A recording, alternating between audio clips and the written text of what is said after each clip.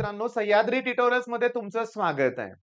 बऱ्याच मुलांचा एकच प्रश्न असतो, की बोर्डच्या एक्झाम मध्ये येणारे प्रश्न हे पुस्तक सोडून बाहेरचे येतात का? टेक्स्टबुक सॉल्व्ह करून अजून क्वेश्चन सॉल्व्ह करण्याची गरज आहे का? Okay. Source of question for board exam या विषयावर थोडंसं बोलूया आपण. नको बोलण्यात वेळ घालवायला नको. आता बोर्डच्या एक्झाम पर्यंत अगदी सीईटी होईपर्यंत आपण क्षणभर सुद्धा वेळ घालवणार नाहीये वाया आपण. ओके. तुमच्या समोर इथं जो खाली जो क्वेश्चन आहे ना, तो पुस्तकातला सोडवून दिलेला क्वेश्चन आहे. काय दिलंय? ए बार, बी बार, सी बार पोझिशन वेक्टर्स दिलेत. 5a bar minus 3b bar minus 2c bar equal to 0. Find the ratio in which point C divide segment BA म्हणलंय. ओके. चला हा क्वेश्चन कम्पेअर करा बघू. हा जो आहे ना तो 2024 आता फेब्रुवारी किंवा मार्च म्हणूया काय हरकत नाही. त्या पेपरमध्ये आलेला हा प्रश्न आहे, की जो पुस्तकातला जसाच्या तसा आहे. म्हणजे पुस्तकातले एक्सरसाइज मधले प्रॉब्लेम पण सॉल्व्ह करायचे, पण त्याच बरोबर सॉल्व्ड प्रॉब्लेम सुद्धा केले पाहिजेत. बरं, इथं सोल्युशन तर दिलंय. बघा नीट लक्ष द्या. जे दिलंय ते लिहिलं आपण. ठीक आहे. म्हणजे बघा 5a बार मायनस 3b बार नंतर मायनसचं प्लस केलंय, इंटूचं अपॉन केलंय, हे सगळं सॉल्व्ह केलंय. पण मला तुम्हाला वेगळ्या पद्धतीने शिकवायचंय. नीट लक्ष द्या. बघा काय दिलंय त्यांनी, की 5a bar minus 3b bar minus 2c bar equals to दिलंय 0. मी सांगतो ते रूल्स फॉलो करा. कारण ह्यात तुमचा प्रश्न काय असतो, जर वेगळा प्रश्न आला तर? सांगतो ना काय करायचं ते. सध्या कुठल्या पॉइंट बद्दल विचारलंय? सी. मग ए बद्दल पण सुद्धा विचारू शकतात, बी बद्दल सुद्धा विचारू शकतात.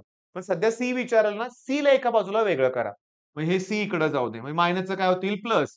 म्हणजे मला 2c बार इकडे गेल्यावर प्लस झालं. दॅट इक्वल्स टू असं मिळालं मला 5a बार मायनस 3b बार. पहिली स्टेप क्लिअर. दुसरी गोष्ट सेगमेंटचं नाव काय? बी-ए म्हणलंय. खूप महत्वाचं आहे व्हेक्टरमध्ये. बी-ए म्हणतायत ते. त्याच्यामुळे काय होणार, की तुम्हाला ए अगोदर पाहिजे आणि बी नंतर पाहिजे. आहेच की ए अगोदर बी नंतर. मग इथं काही बदल करायची गरज नाही. N2 चं अपॉन करा. मग C bar equals to 5a bar minus 3b bar upon 2. पण 2 म्हणजे 5 मायनस 3 ना. आता नीट लक्ष द्या. मध्ये प्लस साइन आहे का मायनस साइन? मायनस आहे. याचा अर्थ हे एक्स्टर्नली डिव्हाईड करतोय. म्हणजे सी पॉइंट बी ला एक्स्टर्नली डिव्हाईड करतोय. ओके.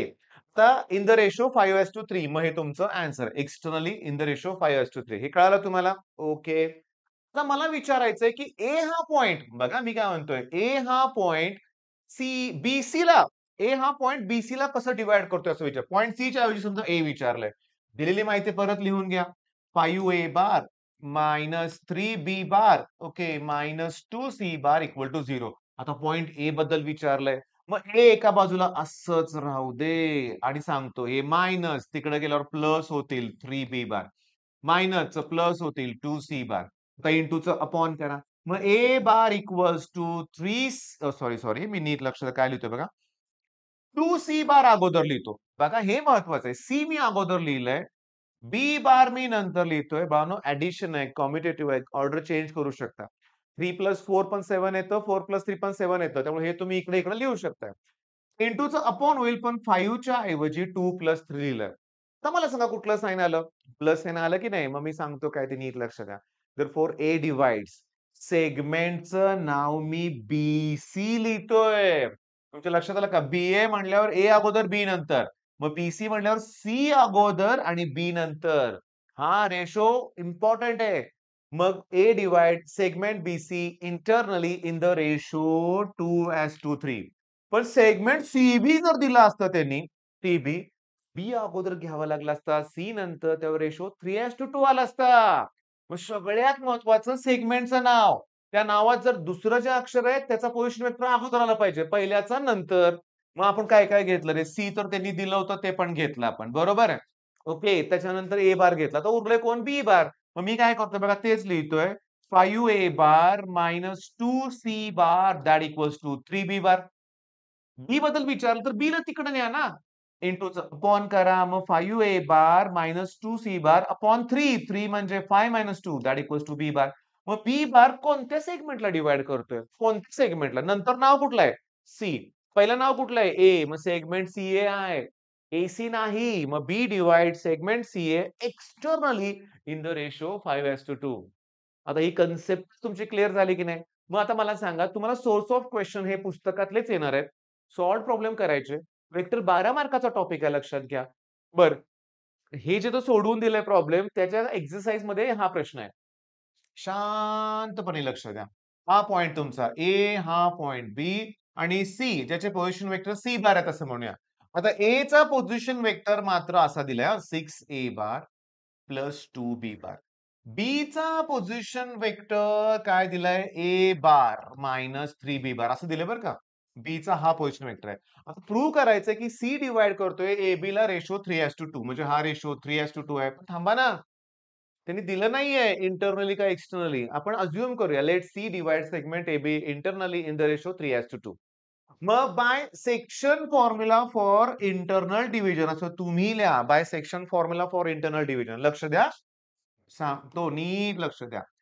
सेक्शन फॉर्म्युला वापरताना इथं जो रेशो आहे त्यानं इकडं मल्टिप्लाय करायचं. म्हणजे 3 into bracket A bar minus 3B bar plus internal म्हणून प्लस 2 इंटू ब्रॅकेट याला मल्टिप्लाय करा 6A बार प्लस 2B बार आणि सेक्शन फॉर्म्युला फॉर इंटरनल असल्यामुळं 3 प्लस 2 काय येणार आहे 5. चला यानं आत मल्टिप्लाय करा म्हणजे 3A bar 9B bar plus 12A bar plus 4B bar divided by 5. मग therefore C bar equals to बघा 3A आणि हे बार 15A बार होणार. ओके. -9 प्लस 4 म्हणजे -5B बार पण अपॉन कोण आहे 5. तर हा डिनॉमिनेटर सेपरेट करा. 15 ला 5 न डिव्हाईड करा 3 येणार. 5 ला 5 न डिव्हाईड करा 1 येणार. म्हणजे मला सी बारचा पोझिशन वेक्टर मिळाला. काय मिळाला? 3A बार मायनस B बार तेच तर प्रूव्ह करायचंय. झालं की प्रूफ लक्षात घ्या. म्हणजे आता काय अवघड आहे? काहीच अवघड नाहीये. पण हे जे रूल सांगितलं ना मी ते इम्पोर्टंट आहेत. जो ज्या त्या पॉइंटला एका बाजूला घ्यायचं. सेगमेंटचं नाव ते इम्पोर्टंट आहे. मग हे तुमच्या शॉर्ट नोटमध्ये ॲड करा ना. रिव्हिजन करणं गरजेचं आहे. एक्झाममध्ये हा प्रश्न 2 मार्काला येतोय. हातातले मार्क आहेत. विथिन मिनिट सॉल्व्ह होतंय. Within minute. एका मिनिटापेक्षा कमी वेळात सॉल्व्ह होतंय. साठी पण हे इम्पोर्टंट आहे. मग आता मी सांगितलंय, माझं काम झालंय. तुम्हाला सोर्स ऑफ क्वेशन कळालाय. पुस्तकातले जसेच्या तसे येणार आहेत. जसेच्या तसे.